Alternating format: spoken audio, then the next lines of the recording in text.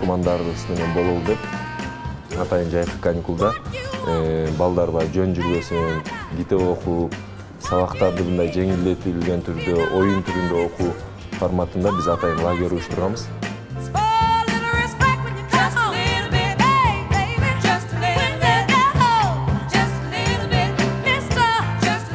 Мисалы, биякта шаардык балдар жайлоого барып, чоң ата чоң энесинен жомо окуса, айылдыктар Бишкекке келип, акын жашылан өз өзүнөн жомо окуган.